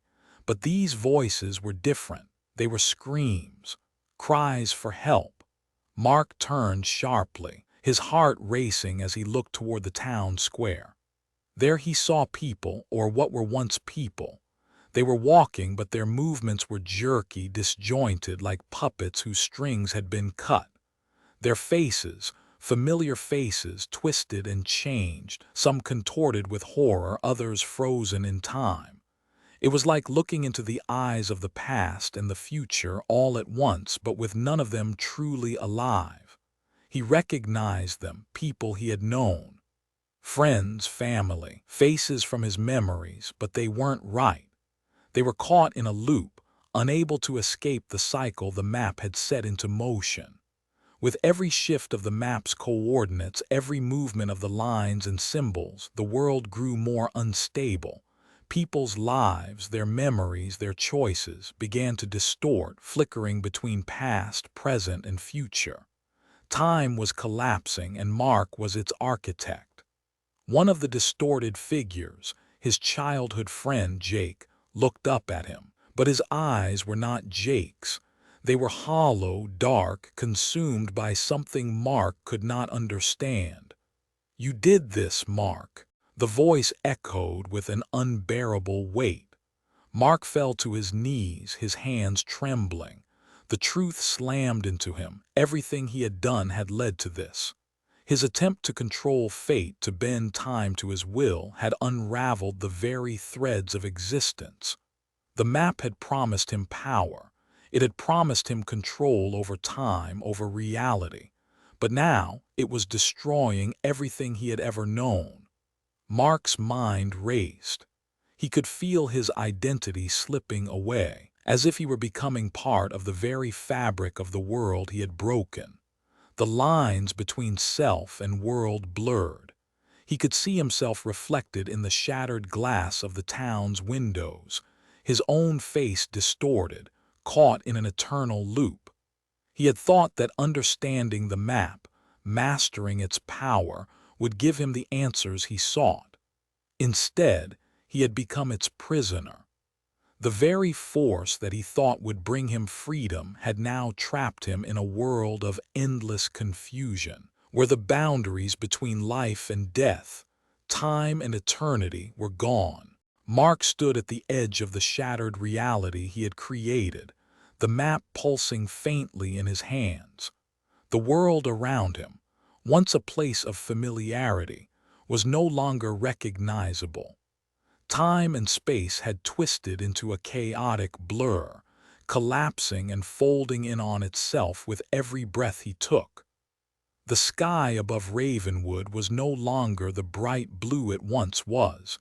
Instead, it was a swirling mass of shadows and lightning, the very air crackling with a power that threatened to tear the world apart. Mark's heart hammered in his chest as he gazed at the map, his fingers trembling. He could feel the power it contained, the absolute control it granted over time, fate, and reality. But the weight of that power was crushing, and in this moment, standing on the precipice of the final decision, Mark realized something terrifying. His control over the map was an illusion. The Guardian's warning echoed in his mind. The map is not meant for human hands. The words had never been more true. He had tried to bend reality to his will, but now he could see the cost, the irreparable damage he had caused. He had fractured time, destroyed lives, and consumed the very fabric of reality. The map was never meant to be controlled. It was meant to be guarded, to restrict access, not wielded by the likes of a mortal. In his desperation to understand the unknown, Mark had crossed a line, and now he was faced with the ultimate price. To restore balance, to repair the world, Mark had to give up what he had so desperately sought, the map and its power, but the cost was steep. The price of restoring reality was not just a sacrifice, it was a life. He closed his eyes, feeling the cold weight of the decision closing in around him. It was one final choice, the most difficult he would ever make. To restore balance and undo the chaos he had wrought, Mark could either give up his own life, cease to exist in the world he knew, or lose someone he loved, someone close to him, someone who would bear the consequences of his actions. The selfishness of wanting to preserve his life, to hold onto the map, gnawed at him. But then, another thought emerged. Was it worth it? Was his life worth more than the world he had broken? He had always believed that understanding and knowledge could bring answers, but now he knew. Some answers came at a cost far greater than he had ever imagined. Mark's breath caught in his throat. In that instant, a figure appeared before him, stepping out from the swirling shadows. It was Sophie, his sister. She looked different now, her face pale but determined, her eyes reflecting a world of understanding he hadn't known she possessed. But it wasn't just Sophie. It was the childhood version of Sophie, the one who had stood by his side in the town square, the one he had tried so desperately to save. "Sophie," Mark whispered, his voice trembling. She looked at him with a sad, knowing smile. "You knew this day would come. You've been searching for the truth, for answers, but now you must face the consequences. Mark could feel tears burning in his eyes. I didn't mean for this to happen. I didn't know the map would tear the world apart. I never wanted to hurt anyone, especially not you. She stepped forward, placing her hand gently on his. I know, Mark, but this is the price of what you've chosen. You've unleashed something you cannot control, and now you have to make a choice. Will you give up your life, or will you choose me, the one you love, the one you couldn't protect? The pain in his chest was unbearable. Mark had always believed that he was the one who needed to save others, that he was the one who could fix the broken world. But here, in this final moment, he realized that he couldn't fix it alone. The world he had shattered was beyond his ability to repair, unless he sacrificed himself, unless he made the ultimate sacrifice. Mark looked at Sophie, his sister, the person he had failed. He could see the pain in her eyes, but also a deep understanding. She wasn't asking for his selfishness, she was asking for his selflessness. If he was going to restore the balance, he had to give up everything. He had always been afraid of loss, afraid of losing control, of losing the people he loved. But now he realized that the greatest control he could have over his fate was to choose to let go. Mark took a deep breath and made his choice. Mark's eyes flickered open. For a moment, everything felt still, silent, as though the world had stopped moving, as if time itself had finally caught its breath. He lay on the ground, the map still clutched in his hands. The once feared chaos that had consumed the world was gone.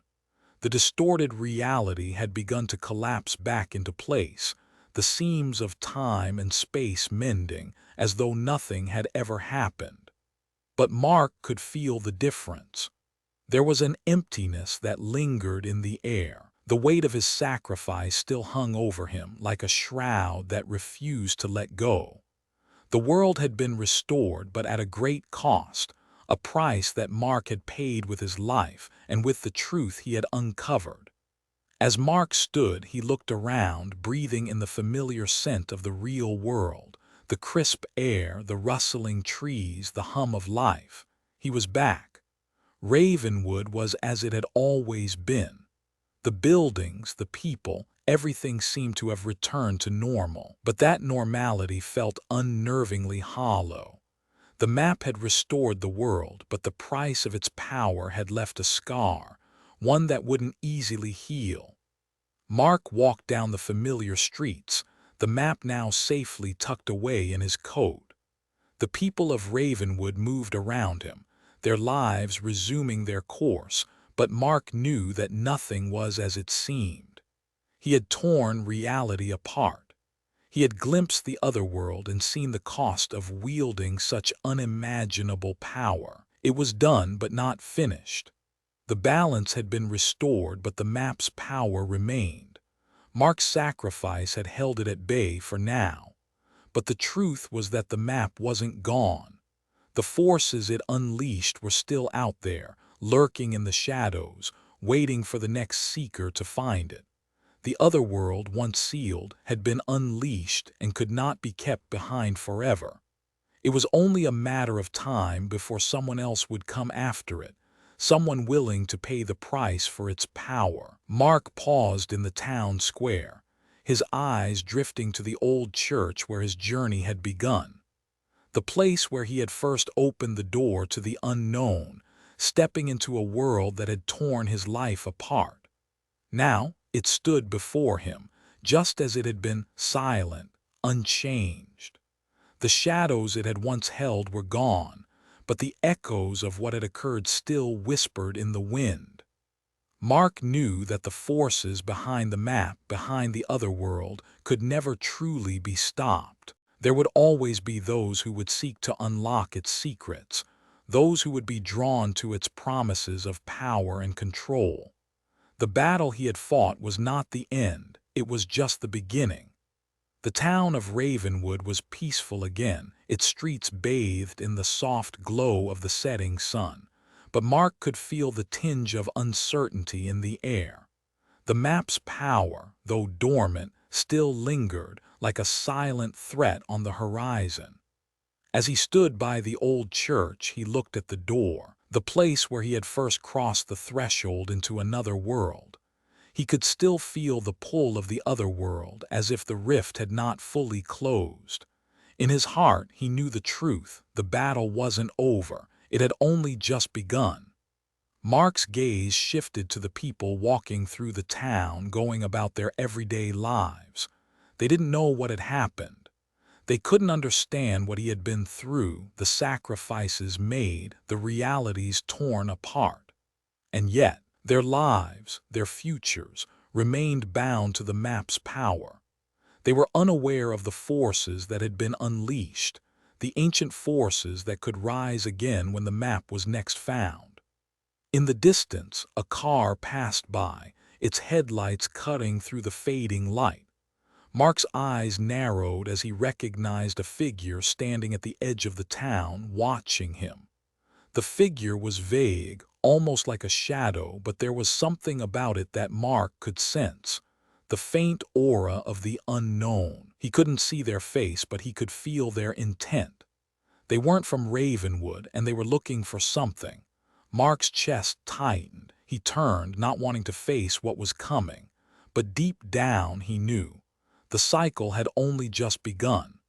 The forces that had been awakened by his quest were still out there, waiting for the next person, the next seeker to fall into their grasp. The world was shattered, not in the way Mark had once feared, but in a way that could never be repaired. The balance he had fought to restore was only temporary. The map still existed, and it would call again.